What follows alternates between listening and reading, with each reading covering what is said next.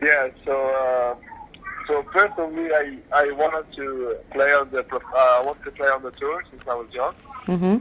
So when I was playing juniors, I got as high as 36, I think, or 38, or something like that. Mhm. And I was planning on playing I was planning on playing on the tour. Mhm. But then, I mean, it was a little bit tough financially, and we didn't have the amount of tournaments we have now. We had zero futures actually in Tunisia back then, Mhm. and it was going to be tough to plan everything out, and financially especially. Mhm. So I was looking for another alternative, and that's when I thought about going to college Mhm. in the States. And so I started talking to different universities, and some of them came to Tunisia to meet up. Mhm. Some of the coaches, and I thought I was gonna go to Georgia Tech Mhm. after coach came to Tunisia, Mhm. and so I was excited to go to Georgia Tech and everything, and then the last coach of Wake Forest came to Tunisia as well. Mhm. And so I had to make my decision between Georgia Tech and Tunisia at the end, and Wake Forest, sorry. Mhm. And so Tony Bresky, which is the head coach of Wake, Mhm. he called me like many times and insisted, and he seemed, because I had no idea. I didn't visit schools. Mhm. I didn't go to the U.S. I had no idea what I was gonna. I had no real expectations. I didn't know how it was gonna be. Mhm. The only thing is that Tony was he seemed very confident, and so I just thought it would be better to be with him because he seemed very confident that it was going to be the best choice for me. Mhm. So that's how I decided to go to Wake. But I didn't visit. I've never been to North Carolina before. Mhm. Didn't visit the school. Didn't know my teammates. I knew Noah Rubin, Mhm. who won the Wimbledon Juniors, and he's American. I thought since as he's American and was very successful in juniors, chose to go to Wake Forest, Mhm.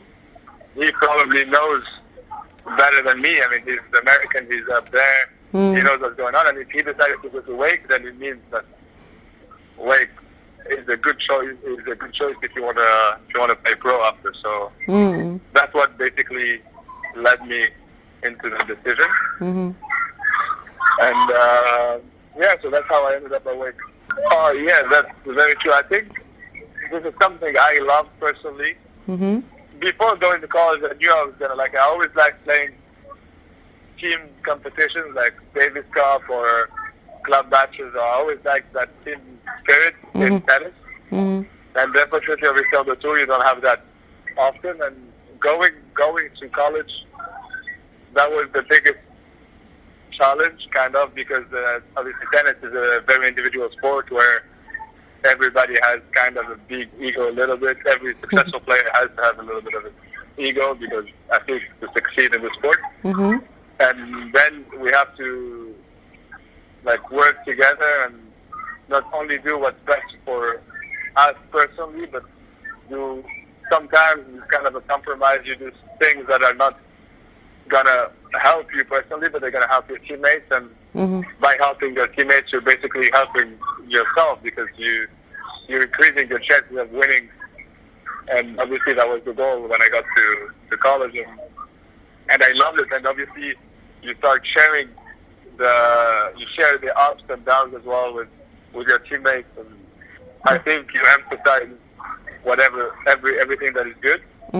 Like all the wins, I think mean more when you have someone to, like, your teammates share them with, and I think the difference as well between college and the other competitions, the other team competitions like Davis Cup or club matches, is that in college you practice together the whole year. So basically you have a common goal, and you're there the whole year, kind of practicing and working together towards that goal. And then, I mean, when you just that by itself is an incredible feeling. And then obviously, if you end up reaching your goal, is like us, like our senior year winning NCAAs was, probably the best memories I have in my life. I think the main things I learned in college were accountability. So basically, when you do things, you can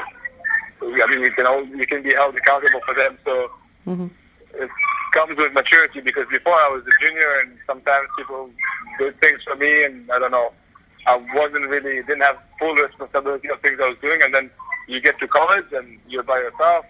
And you obviously you have your teammates, you have your coaches and everything, but you also have your classes and things that not many people can help you with.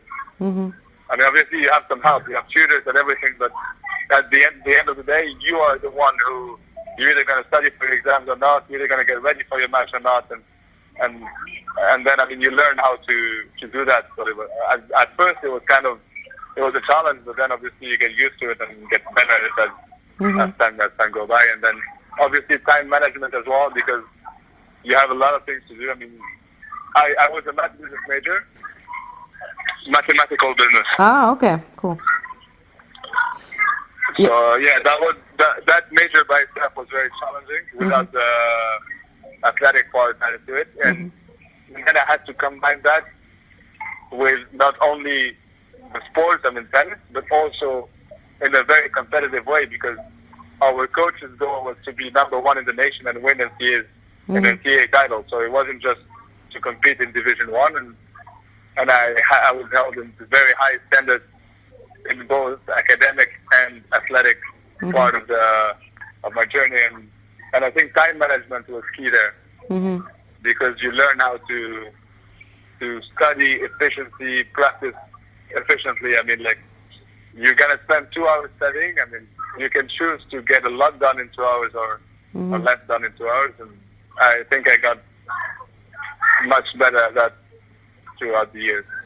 It is. I think one other thing. I think that college helps you understand yourself and know yourself better. I mean, because you are out there, like, having to deal with a lot of different things, and you start.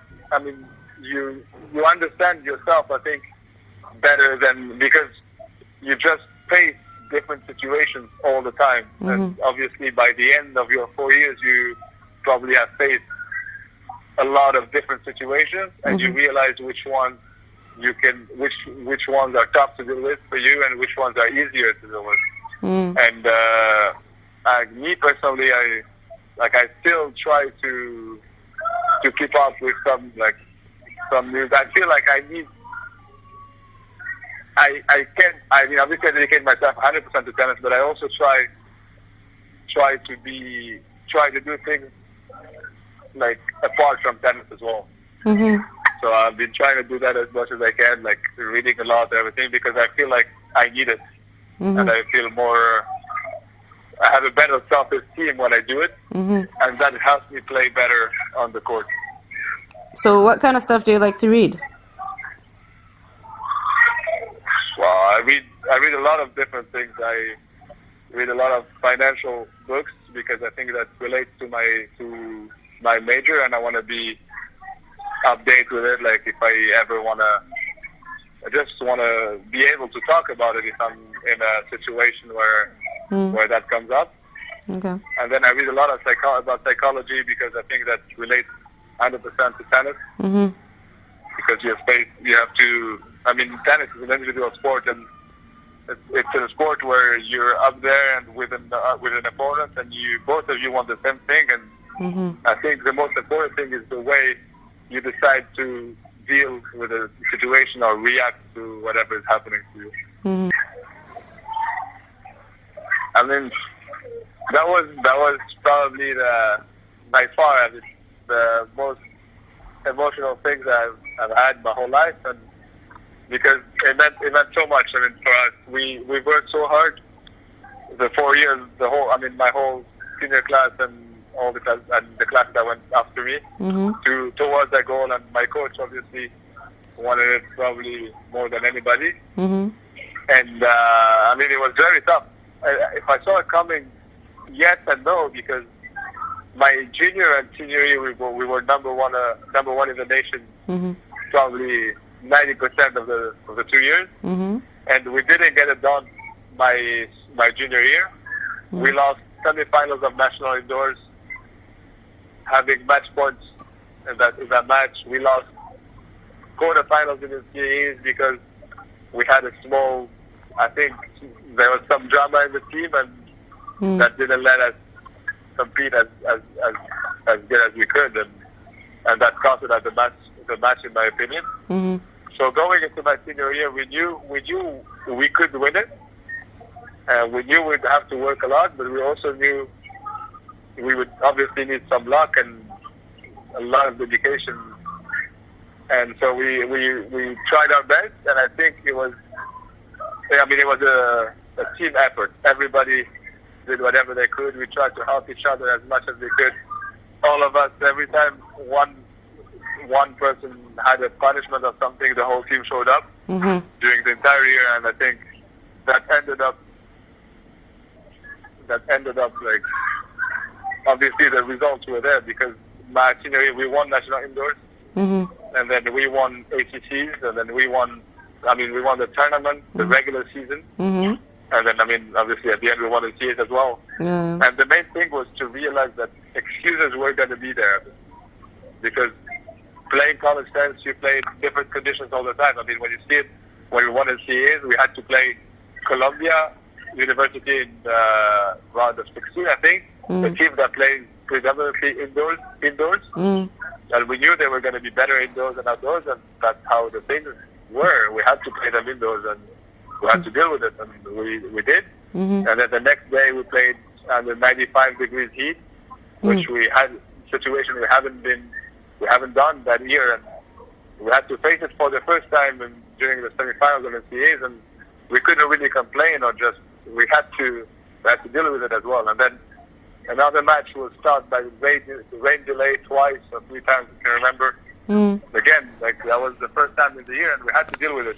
And I think you start understanding that excuses are there, and you can either choose to take them and use them, or you can just put them aside and try as best as you can.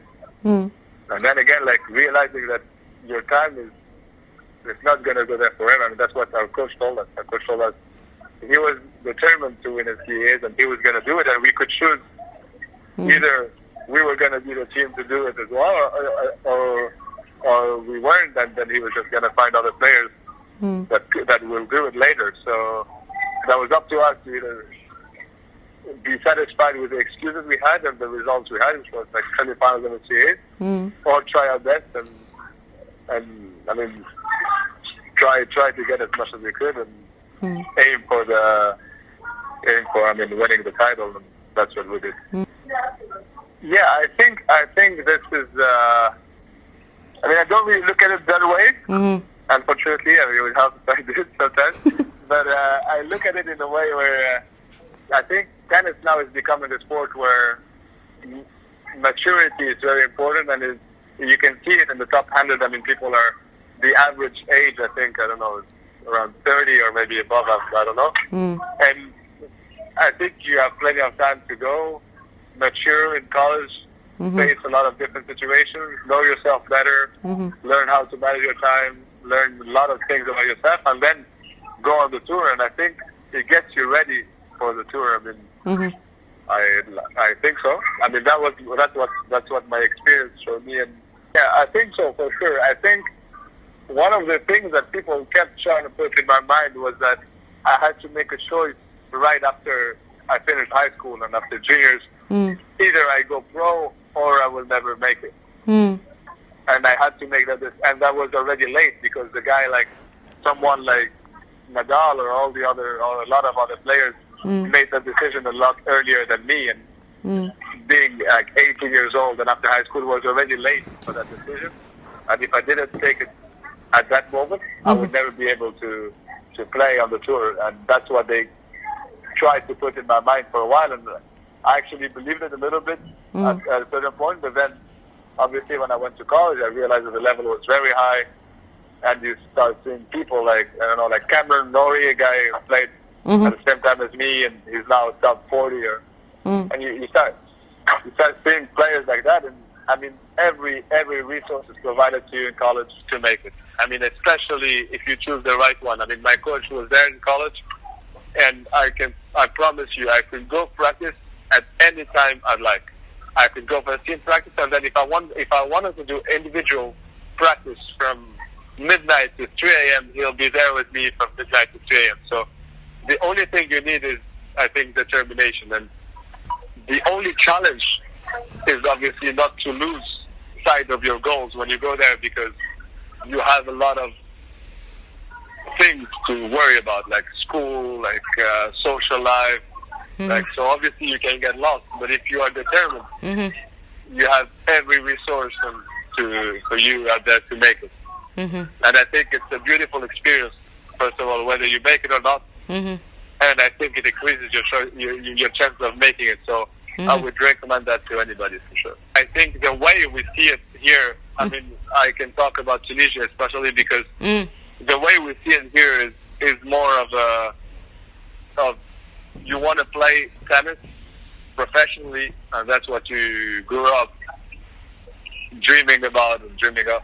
And then when you turn 18 and let's say you have a certain ranking in juniors, going, if you're like top 100 in juniors, like going to college was more of a, people saw it a little bit at the start of more of like a loss or like a defeat. You know, you chose not to go on the tour, and for 2 years, how people were talking about me here was more of, I don't know, like I quit playing tennis or something. I don't know, like I wasn't playing tennis anymore. And obviously, then when Wake started playing really well, and I started having some personal achievements in college, and I was the captain of my team my junior and senior year. And they started seeing it and everything, and we won a couple matches, and some people started playing on the tour from college. Then people started talking about it, and now here in Tunisia we're having, I mean, most of our players now, except Malik Jaziri, everybody went to college here. I mean, so people started seeing it differently, and I see that young people want to go to college here way more than before. And I think that should be the case everywhere. I mean, for us, especially for us, the Arab countries, because we have less means than like most European countries and everything. And tennis is a sport where you need a lot of resources to make it, unfortunately. So, yeah, I mean, at first, at the beginning, I was excited after winning. So we won NCAAs, and then I think I left college on the highest note possible. Number one in the nation. We won everything there was to win my senior year, and so I thought, I was excited, and I thought it was time for me to go and find something new, which was the tour. And then I realized after a couple of months on the tour that it wasn't as exciting as the previous, I mean, kind of life I had, because whenever you had to face something bad, you faced it by yourself, basically. And I didn't have the financial means to travel with a coach, so I was traveling by myself.